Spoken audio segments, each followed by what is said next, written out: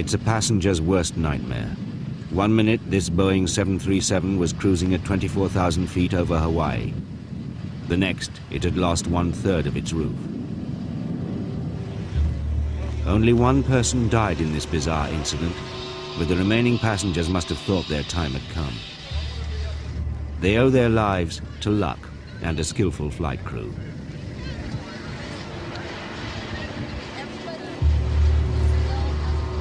Earlier in the day, a passenger boarding the aircraft spotted a small crack next to the door, but was too shy to speak up. As the Boeing reached its cruising height, the skin of the aircraft peeled back like a sardine can. The aircraft was 19 years old and had spent all its life in Hawaii, flying short hops between the islands. But the airline's maintenance men hadn't noticed the effect that the constant takeoffs and landings were having on the aircraft. The metal panels were tugging apart. There were fatigue cracks everywhere. By the end, the 737 was flying on a wing and a prayer.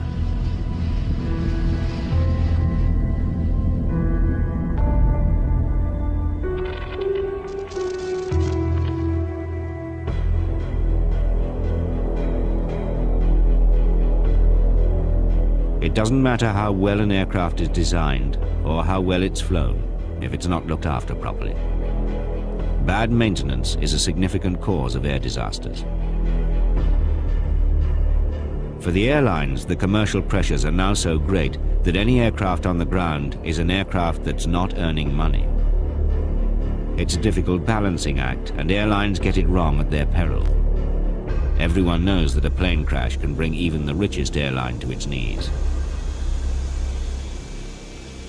This Boeing 737 is in the hangar for an HMV, a heavy maintenance visit that happens once every 5 years. It's a complete strip down, almost to bare metal. The potential for one tiny mistake with disastrous consequences is immense.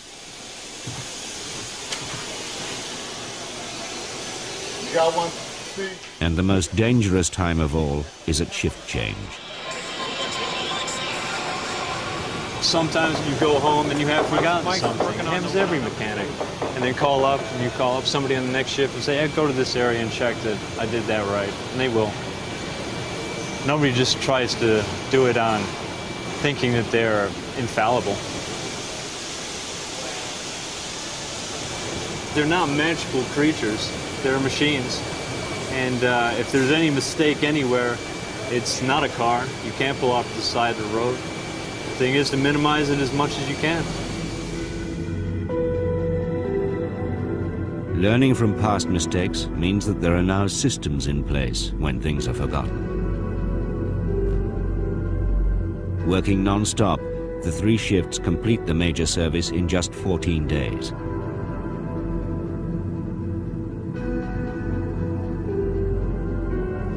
Maintenance is a pure loss. The plane's sitting on the ground. It has not got a person sitting in a seat. They're not making any money. At a large airline, it seems like money is no object. You have a component in front of you. It's this big. It doesn't look very important, but it is more than your yearly salary. The tiniest screws we have on the plane cost over $1.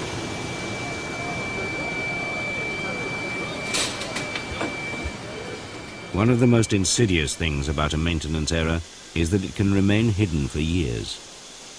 Impossible to detect.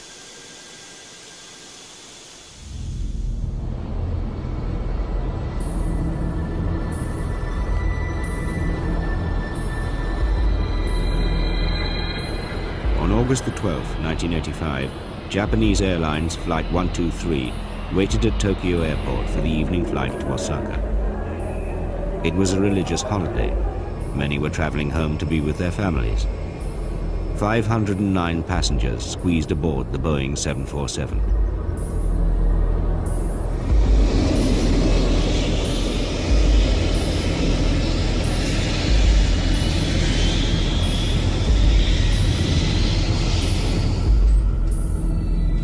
13 minutes later, at Tokyo's Air Traffic Control Center, an emergency signal began to flash alongside the plane's image on the screen. Oh, Tokyo, Japan Air 123, request from immediate travel.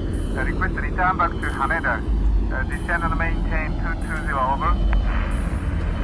Japan Air 123, confirm you are declared emergency. That's right. The plane lurched helplessly around the sky. The pilots completely mystified what had happened, but unable to let go of the controls to investigate. But now on control. On control. Roger, understood. As the hopelessness of the situation began to dawn on the passengers, some began writing farewell notes to their families. My darling wife, life with you has been wonderful. Children grow up to be people I'd be proud of. I never dreamed that the dinner we had last night would be our last one together. After 32 minutes, the plane gave up the unequal struggle to stay in the air. It went into a dive. One wing clipped a mountain peak, scything through trees. Then it headed straight for the next ridge.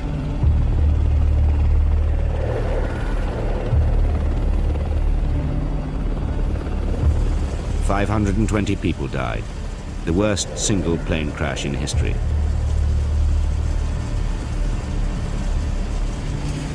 Remarkably, 4 people survived.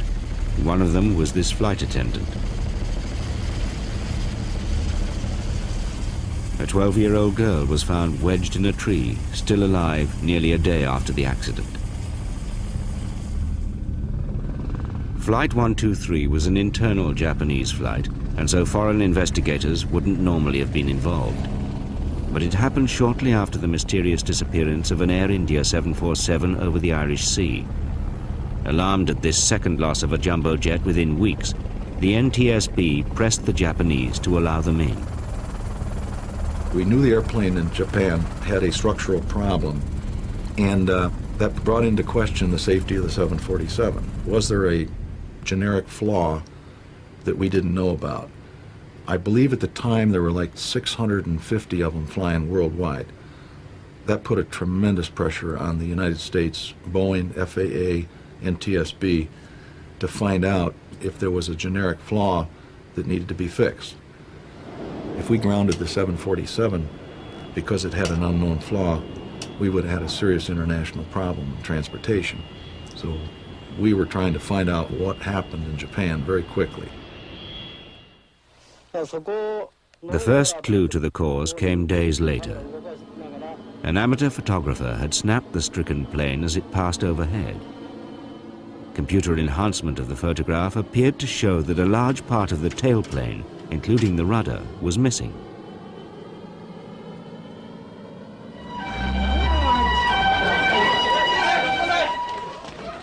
The surviving flight attendant had been rushed to hospital. From her sickbed, she told of a loud noise at the back of the plane where she had been seated. Part of the ceiling had collapsed and the cabin filled with white mist. There had obviously been an explosive decompression.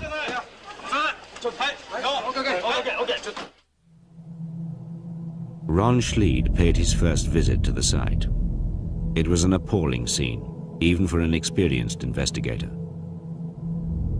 It's a very difficult accident site. All these sharp mountains, they're different than the mountains in the United States. They're very steep, they're very sheer. The airplane was scattered amongst these sharp peaks and valleys. Early on, the Japanese people arranged memorial services and visits by family members to the accident site. All over the site, there were little religious shrines that had been built with little stones and things piled up, and then there would be a picture or a keepsake, a medal or something, and then there was the offerings there. There would be food and fruit. Those were scattered throughout the accident site. And the other thing that did happen while we were there, they were bringing the family members by helicopter overhead. They weren't bringing them into the site. Occasionally these helicopters would come over, hover real high, and then they were dropping flowers onto the accident site. So it was very impressive to see that. Of course, 520 people died.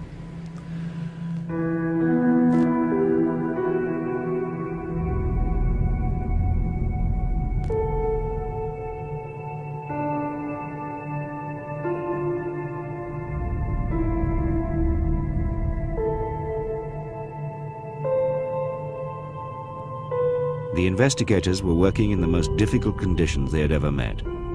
Not only the precipitous mountain slopes, but hostility from the police, who were insisting it was their investigation and no wreckage was to be removed. Feelings ran high against Boeing. The Japanese were extremely cautious about letting Boeing. They didn't want Boeing to be there, certainly unescorted. Initially, they were reluctant to have Boeing there, but we assured them that we always worked with them, and we were able to convince them that we needed the expertise of Boeing to be our advisors. So the only stipulation was that Boeing had to be very close to us. They couldn't wander off. As a matter of routine, the NTSB men examined the plane's maintenance record. There, they made an ominous discovery. 7 years earlier, this plane had banged its tail along the ground whilst landing. It had been extensively damaged. Boeing maintenance men had been called in to repair it. The critical repair they'd made was to the rear pressure bulkhead. The bulkhead, which resembles a huge metal umbrella laid on its side, stops pressurized air escaping from the back of the cabin. It had been cracked in the bad landing, so the Boeing men had riveted on a new section. Part of our team was a fractures mechanics metallurgist, what they call a national resource specialist, Tom Swift, who worked for the FAA. He didn't go to the accident site. He was not the type he just didn't go to the accident site. He was there to help us. And we studied the repair documents as to how it had been repaired and came up with some theories. One theory was that if the rivets weren't put in properly, and instead of being 2 rows of rivets taking up the 2 pieces of metal, if they weren't put together right, only 1 row of rivets, that would be half strength. It would have half the strength. Well, Mr. Swift had the ability to make calculations on what this meant. His analysis was that if this wasn't put together right and it was 1 row of rivets, that joint would fail at a certain predicted number of takeoffs and landings. Every time the airplane takes off and lands, it's pressurized. It flexes the metal. Well, his calculations were very close, within 5%, of what that airplane had actually flown since the repair. So we had a pretty good suspicion what to look for. So the next day when we went to the accident site, we definitely focused on the tail. It became obvious all of a sudden that this joint had been put together improperly, that there was only 1 row of rivets taking up 2 pieces of these metals. That means it was half strength, and it failed at the time it would have been predicted to fail by Tom Swift's calculations. What we call that in the business is finding the golden nugget. The Boeing maintenance men had botched the repair. They'd only fastened the new piece of bulkhead with a single row of rivets. The bulkhead was therefore only at half strength. Over the years, the numerous takeoffs and landings had weakened this single row of rivets. Tiny fatigue fractures had spread out from behind each rivet.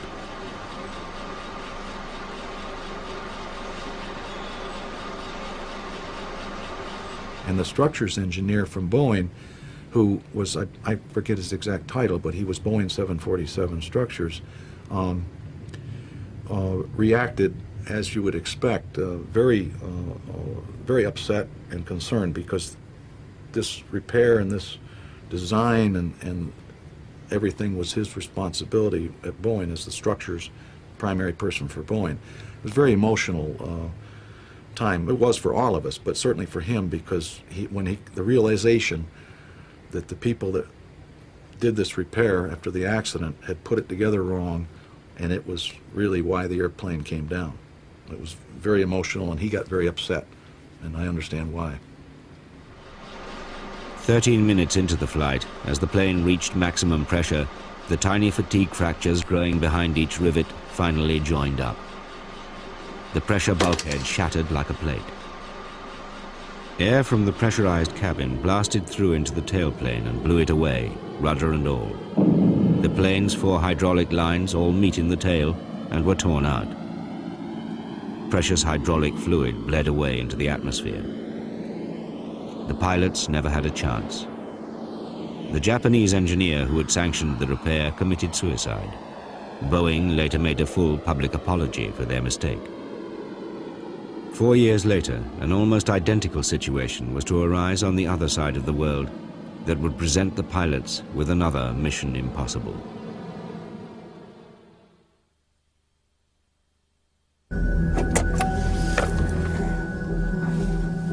What Janice and Dale Sorensen would find would be the most significant clue in solving one of the most dramatic of recent air accidents.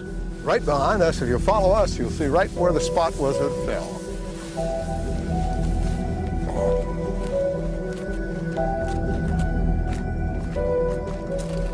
I think it was just right in here, wasn't it? Yes, Yeah, I believe it was. yes, it was. Yeah, because the Right combine here. was there. Right here. Yeah, this is the area, right in This here, spot. give or take maybe 50 feet, 75 feet. Sitting in first class, catching a ride home to Chicago, was a United Airlines senior DC-10 captain, Denny Fitch. We were at 37,000 feet. It was a lunch flight, and after lunch had been served, a cup of coffee was placed in front of me, and at that time they took that opportunity to turn the short subject on to watch. And very shortly after that time frame, there was a loud, muffled explosion. It wasn't a subtle thing, it was very abrupt and very loud. It was not long after Pan Am 103 was downed over Scotland by a terrorist bomb, and I thought a bomb has gone off, and we're all gonna perish at this point. I never even gave it a second thought. I just sat down on the floor and held on because I didn't know what it was. I was kind of sitting sideways in the seat and had a cup of coffee in my hand. And as soon as the engine blew, with the explosion, Bill grabbed the controls. So, okay, that's taken care of. He's going to fly the airplane. At first, it seemed to be an engine failure. Unusual, but an event that all pilots train for. To lose an engine in a commercial airplane, probably that's the most trained maneuver we do in our simulators for emergency practice. And I know that our pilots are extremely proficient at operating in this fashion if it becomes necessary. And it wasn't because of that confidence in the pilots. You don't run to help. It's not necessary. They're trained for it. I've never lost a jet engine in flight. I've been flying jets since 1968, never had an engine fail. But still, through the training we had, you just follow the procedure. And the procedure is he flies the airplane and we shut the engine down. And so that's what we started to do. And while we're in that process, then we begin to realize that the situation was worse than we thought. Now the goddamn elevator stuff is so worse. Very little elevator hard rudder. Shit, come out. You want me to slow this elevator field back? Yeah, do whatever you can. Oh shit, now those coming up. Again. As the aircraft appeared to be out of control, Denny Fitch offered his help to the captain, Al Haynes. When I looked forward, I looked over the engineer's shoulder, and on the panel where they keep all the hydraulic equipment, or gauges for it, we have 3 hydraulic systems that are in the aircraft main systems. And all 3 quantity gauges and all 3 pressure gauges were indicating 0. Now that's an occasion you will only see on the ground at the gate with the engine shut down. My name is Al. I'm Al Haynes. Hi, Al. Denny Fitch. How you doing, Denny? Yeah, tell you what, we'll have a beer record on that. Well, I don't drink, but I'll sure as you have one. Little right turn. Little right turn. Little right turn. All right. The first officer and the captain were both pushing on the control yoke trying to get the nose down because it was climbing and they wanted to get the nose down. And they pushed full forward, and I can distinctly remember the first officer slouched in his seat with his knee placed firmly under the control column to put even more leverage on the forward moment of it, and it wasn't affecting it at all. Now go forward. No, now come back. You gotta lead it. You gotta lead it, or it's not gonna work. See what you can see back there, will you? Go back and look out the wings and see what we got. Okay. Back on that sucker. Come on, baby. What's the hydraulic quantity? Oh, 0. All over? All over. Quantity's gone, huh? Yeah, all quantity's gone. When we fly airplanes and we want to make a turn, the device is looking from behind their ailerons, and these are located here, and they're flippers. They come up and down as necessary. But in all cases in a normal aircraft, if this one comes up to put this wing down, then this one goes the opposite direction, down to assist it. So they always work opposite each other. If one goes up, the one on this side goes down. If this goes up, then this one goes down. When I looked at it, these two ailerons in these two locations were both floating up in the same direction at the same time.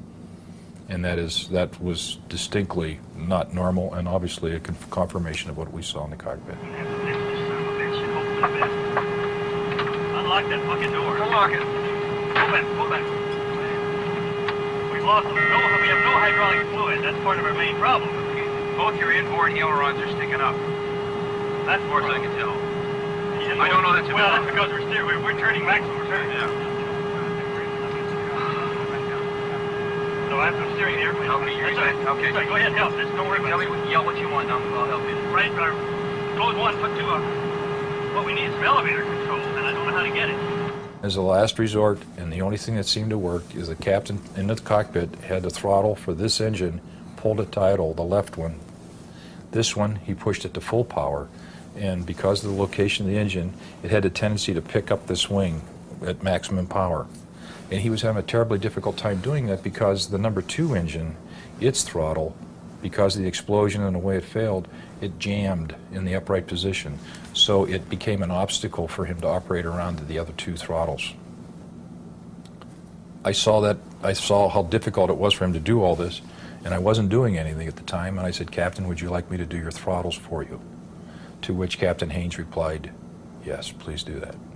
It just was kind of natural for him to just step in and start doing the throttles, which ended up being what flew the airplane. Just as in Japan 4 years earlier, the plane had lost all hydraulics and flight controls. Denny Fitch thought it might be possible to maneuver the DC-10 using engine thrust. If I wanted to go to the right, I'd reduce thrust on this engine, increase thrust on this engine, and by pushing harder on this side, the airplane would tend to go this way.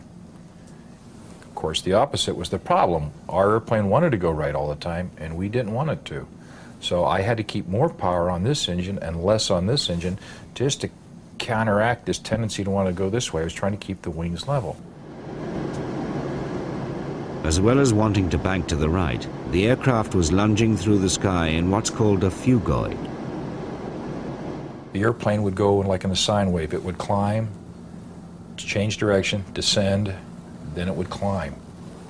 And those magnitudes of those efforts up and down would be at 2,500 feet per minute on average, and the cycles seemed to operate at about a minute apart. So you'd finish one at the top, and then it would start down, and then you get to the bottom after a minute, and it would go back up again. As Denny Fitch managed to control the direction of the aircraft, the crew found themselves heading for the small town of Sioux City, Iowa. United 232, heavy, Sioux City. We have no hydraulic fluid, which means we have no elevator control, almost done, and very little aileron control. I have serious doubts about making the airport. He was about 40 miles northeast of Sioux City, which is just farmland out there. And he was just making big right 360s, losing altitude the whole time. The plane was totally uncontrollable at this point. And, you know, I was talking to him in between our conversations, our transmissions. You know, I told my supervisor, you know, 300 people are going to die and there's nothing we can do about it because it was obvious. I mean, that they were going down. We have almost no control there. We have no hydraulics at all. We're going to go to Sioux City, and we're going to try and put it into Sioux City, Iowa. Yeah. It's going to be tough. It's going to be rough. So we're going to evacuate. Sure. We are. Well, we're going to have the gear down. Yeah. And if we can keep the airplane on the ground and it stops standing up, give us a second or two before you evacuate. What's going to be done? We're down 1,500. Roll back over. Brakes. The brakes will be the signal. It'll be over the PA system. Brakes, brakes, brakes. And then if we have to evacuate, you'll get the command signal to evacuate, but I really have my doubts we'll be standing up, buddy. Good luck, sweetheart. Okay. Lock up and put everything away. Here goes the slats. But for the most part, you know, they were calm, collected, which, considering what was going on, was unbelievable. There was no panic. It just, you know, I don't think we knew enough to panic. We were just trying to keep the airplane flying. It's so hard to explain because everybody pictures all kinds of things going on in their mind. And it was just, what is the next step to keep this airplane in the sky? And why is it in the sky? If a situation was the way it was supposed to be, we shouldn't be in the sky. it's a corny adage, but I think your attitude determines your altitude. And if you think you can't, then you won't. And I believed with my whole heart we were going to pull this off. I really did. Let's turn left. Let's turn. Help me turn left so we know what it's doing. Back, back, back. Let's start down. We have to ease it down. We got to ease it down. I noticed that there was a cornfield at the far end, and I thought, well, okay, if we can get this thing on the runway with just some engine reverse, captain standing on the little bit of brake pressure we had, if we could keep it steering straight down the runway, we're probably not going to be able to stop. We may go into the cornfield. And I thought, okay, we're going to open 8 doors when we stop. It's going to come to rest, wings level. The doors are going to open. The slides are going to inflate, and we're all going to walk off this thing fine. I'll pull the spoilers on the touch. That'll work, so we're getting the equipment off the runway and they'll line up for that one. His wheels were down, his nose were up, his wings were level. Looked like it was going to be just a fast landing. You know, he'd roll off to the end of the runway to evacuate the aircraft. And I really thought we'd all be home for supper that night. I really didn't think. Of course, it doesn't happen in your town. It doesn't happen to you. At the end of the runway, it's just a wide open field, so somewhere around 400 feet above the ground, and we're going so fast, the captain said, pull the power off, meaning let's get rid of some of the speed. And I said, I can't. That's what's holding your wing up. Left turn, left turn. You close the throttle. Close them all. Back turn, close the throttle. No, I can't pull them off if you'll lose it. That's what's turning you. Okay, all right. I looked down at the captain's vertical speed indicator, and I saw it at 1,800 feet per minute, which was intolerable. We couldn't hit that hard. And in a desperate effort, I firewalled both the engines, shoved both the throttles up to full power, and the time factor wasn't there for us. Okay, back out. Left throttle, left, left, left, left, left, left, left, left, left, left.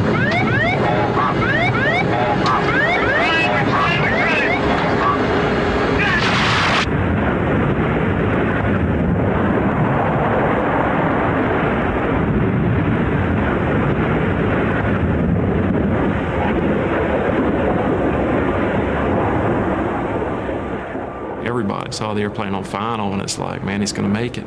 And I mean, everybody was just stunned when it hit. I mean, we couldn't believe it. It was like slow motion. I mean, the plane was probably going 220 knots, and we knew it was going to hit hard. But we expected him to make it. For 30 minutes, I've built up inside me this wall saying all these people are going to die, and then all of a sudden they're all going to live. And then think again, suddenly they're all going to die again. And I just felt like my heart had been ripped out.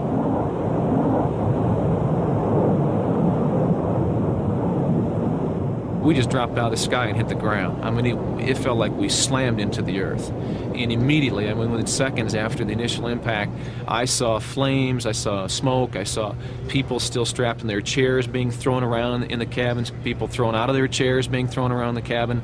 And, I mean, within a few seconds, there was a lot of chaos, there was a lot of destruction, and there was probably some death immediately upon that impact.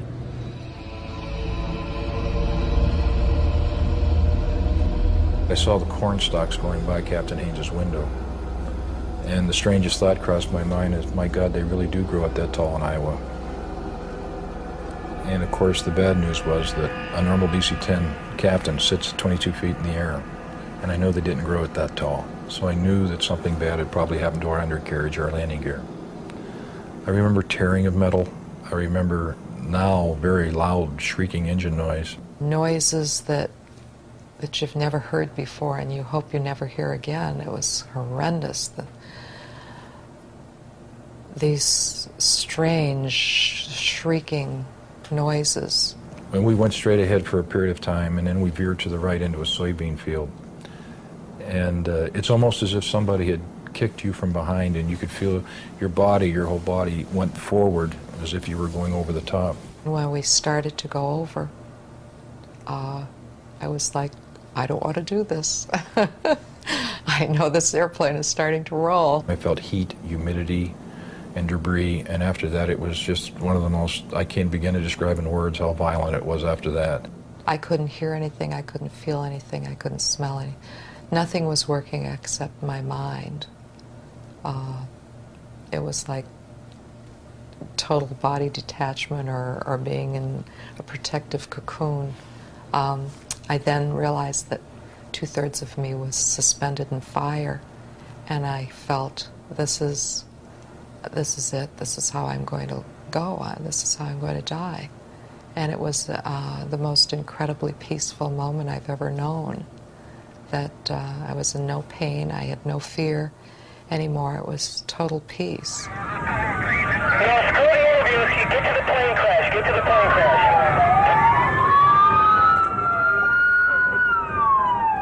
I'll never forget the first survivor I saw was this little kid, maybe 10, 12 years old. And then there was this woman wearing a dress, and they were both kind of laying on the field, and then they set up. They'd been tossed out of the aircraft, and they set up, and they got up, and they started walking to me. And my first reaction was, didn't somebody tell these people that this airplane was going to crash? I thought these were people out here on the airfield for some kind of a field day or a field trip or something. Because as you watched the airplane crash, you couldn't imagine that anybody lived from that crash. So I thought these people were hit by debris. I couldn't believe it. And then behind them, more people began to set up, and then the reality set in that, yeah, these are people from the aircraft that are actually survived this event, you know, and most of them in need of medical care. But still, to this day, it's amazing that anybody survived that crash.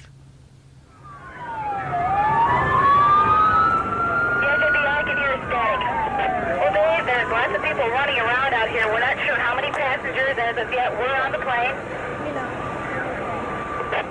I opened my eyes and I couldn't recognize a thing. It was like waking up on a foreign planet. I was thinking, I'm still thinking. In other words, I'm still alive. And then it was right back to work. We've got to get out of here. There goes the life flight, Captain. Behind me, I heard someone say, there's an opening. I immediately went back where I had heard that voice, and surely enough, people were walking out into a cornfield. It was surreal. I could have been saying, thank you very much for flying with us today. And they were going slowly, and in the back of my mind, I kept thinking, this could blow up at any minute. I wish they'd move faster. We're taught that when the fire is too hot, the water's too deep, and the smoke is too thick, that you leave.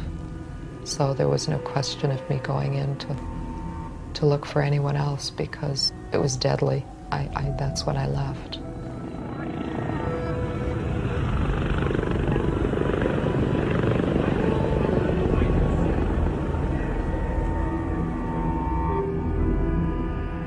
The seriously injured were separated from the walking wounded.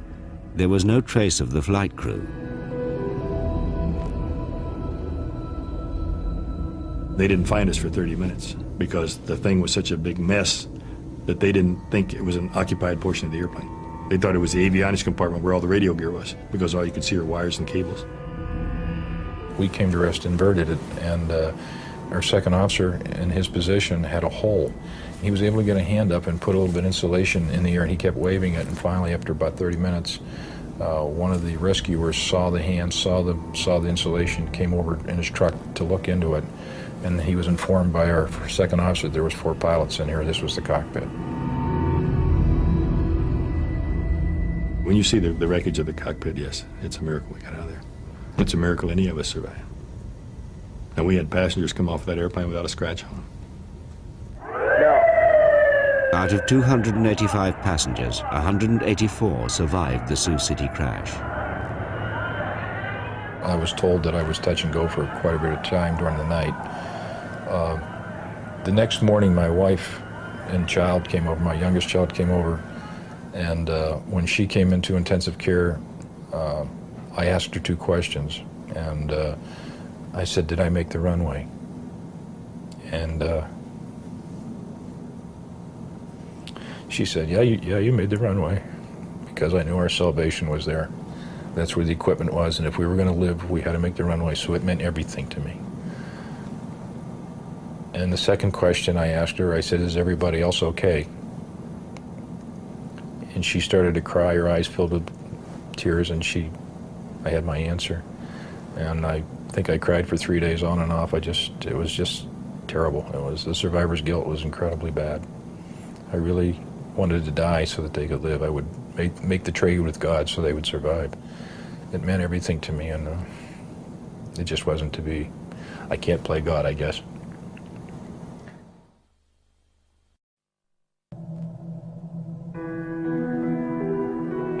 I don't know, you just don't have a chance to think it all through yet.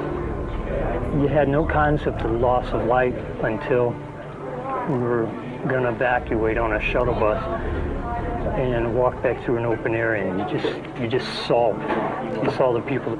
Some of them were covered and some weren't, and there was just debris everywhere. One person actually found their suitcase laying in the corn, picked it up and walked away. Now, how ironic. Were you in the back of the plane or the front of the plane? Where were you sitting at? Right in the middle. Right in the middle? And you basically just walked away. I did.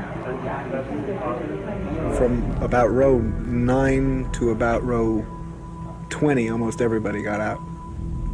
And then from about 20 to 25, I don't know how many rows there were, but from 20 to 25, 26, 27, a lot of people got out. But I haven't met a single person that was in front of row 9, which was first class. I haven't met anybody from first class at all.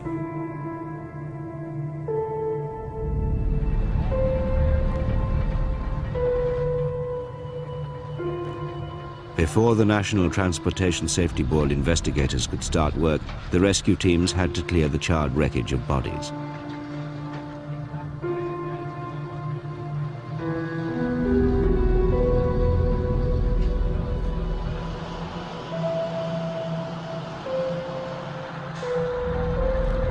We must not forget that 111 people perished in this accident. And to their families and their friends, I would like to say that this crew, and in fact the entire industry, is dedicated to finding the cause of this accident. So maybe we can never have it happen again. The NTSB investigator in charge, Bob McIntosh. The wreckage was spread out all over the airport for probably the better part of 3/4 of a mile. And the airport was covered with crops in the growing areas. Consequently, the wreckage was embedded in a cornfield, which was a bit surprising for us. We just had not thought about that for an airport situation. And we were able to immediately see the initial impact points of the aircraft at the end of the closed runway where it landed, and follow up to where the cockpit section was and up to the tail section, and then this large section of fuselage that was over on the side. Now this is what we call a core engine. Then up in front, I told you to look at that fan up at the other engine, and I took this and pointed at it and said, you're going to see what's missing now. That whole fan area is missing. That whole damn fan area. And this is a large piece of equipment. And when it goes, if it's spinning at a high RPM, it's got a kinetic energy that's really something. It's really something. Nobody's going to solve an accident in the first 30 minutes or the first day. Consequently, sticking with the rules of investigation means that you count all 4 corners of the airplane and you look for all the ground scars you can find. Consequently, we had our performance team out at the original point of contact. We had our engine people looking carefully at particularly at the number 2 engine. We had our structures people looking at the tail where we saw all the damage that had been done from the rotating parts. And we had lots of people looking for the things that might have fallen off the airplane. And indeed, one of those parts came into very prominent notice to us, one of the hydraulic lines. The investigators knew very early on that the tail engine's fan disc had disintegrated and spun out and sent shrapnel through the tailplane. The hydraulic lines were severed, the flight controls useless. But they didn't know why, and they couldn't find the fan disc. As the accident unfolded, it became obvious that the fan disc in the number 2 engine was missing. And also was known that the hydraulic systems were damaged and things of that nature. So it became a giant search to try to find these disc pieces, and they're large. The disc itself is a 300-pound titanium forging, and on top of that there are these fan blades that stick out, and the whole thing is very big, very heavy. So these pieces, you would think, when they fell to earth, they would be obvious and that you would walk up and find them. But with the Iowa cornfields stretching for miles on end, no one could find them. They did aerial searches and all types of things.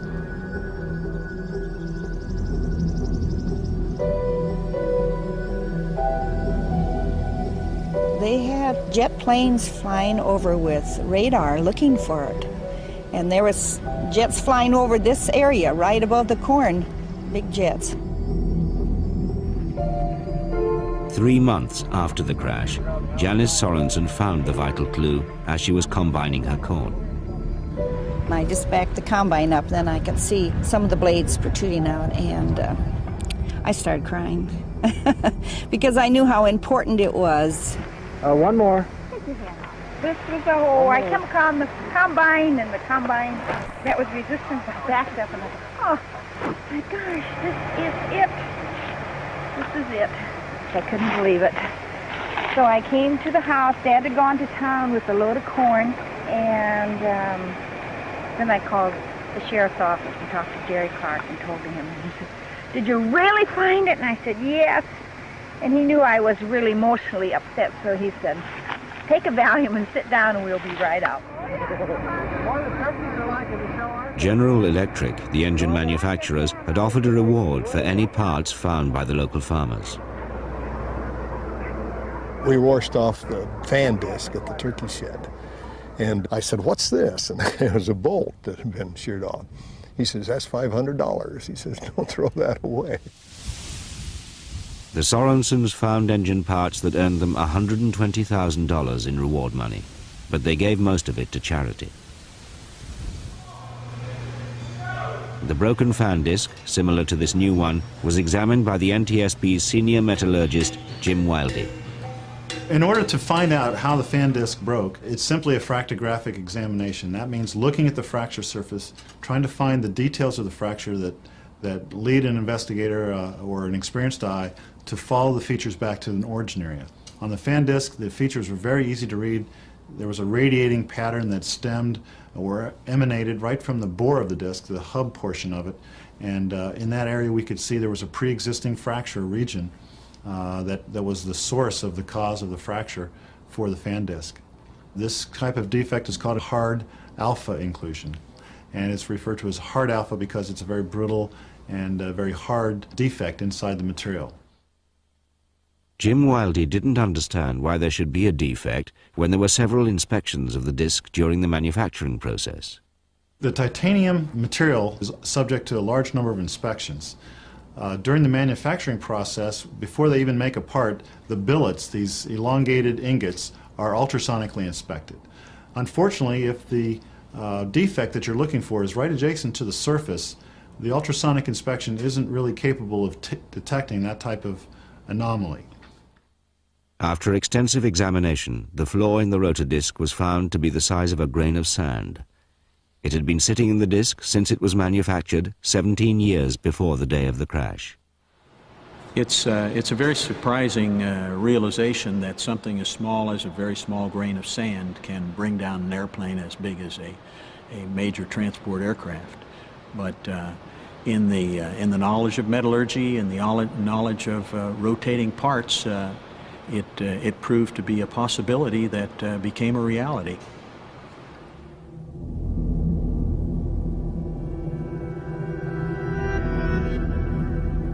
Although the flaw in the disc happened during manufacture, the United Airlines maintenance team were harshly singled out for criticism in the NTSB's report. United's maintenance inspectors had failed to spot the flaw in all of their routine inspections. In the end, said the NTSB, it was all down to human errors. We are still not satisfied that the report reflects the things that really happened. The disc was defective at delivery, and that we believe we did everything as a company possible to inspect. It happened before my time as Director of Safety, and I have gone out personally and gone through the inspection line. I've talked to the people who were involved. We still at United do not accept that there was anything further we could have done. The crash at Sioux City was the result of an extraordinary chain of events, a 1 in a billion chance. We have an adage in aviation safety. It says that if you break any link in the chain, you've broken the accident. The accident won't happen. But once that that, you know, if you haven't broken this chain of events that start, in this case, the flaw in the disc. The flaw in the discs caused the discs to fail. The disc failure causes parts to fly to the engine. The parts fly to the engine, it punctures a horizontal stabilizer. When it does that, what are the odds of it hitting 2 hydraulic system lines? And it did that as well, and it punctured those too. It all happened in a quarter of a second, and it all started with that small defect in the rotor disc. So it went from a rotor disc problem to an engine problem to a hydraulic problem to a loss of control problem. Flight control. Again, the trail goes right back to the little defect in the disc.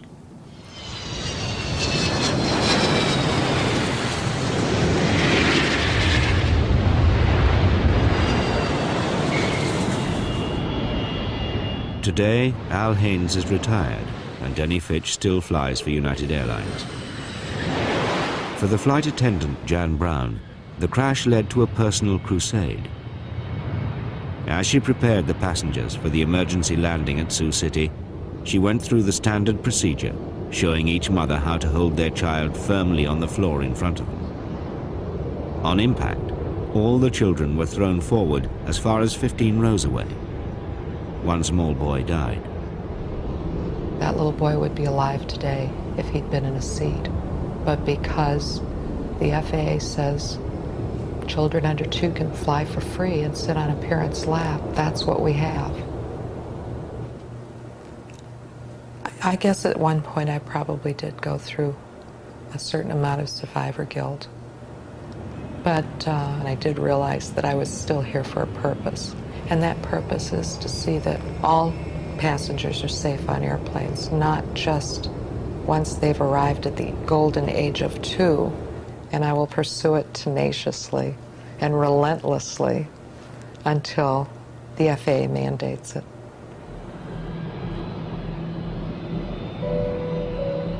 Thankfully, crashes like Sioux City are rare occurrences.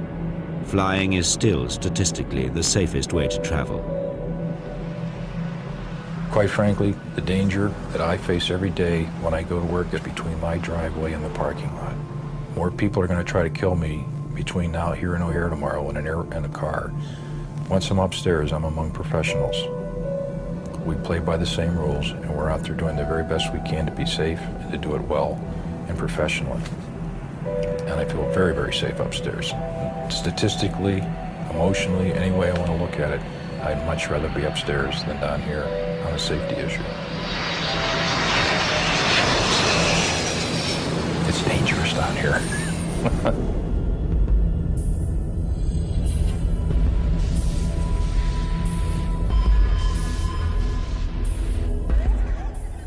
Next week's Black Box finds out what happens when the pilot's to blame at the same time, 9 o'clock.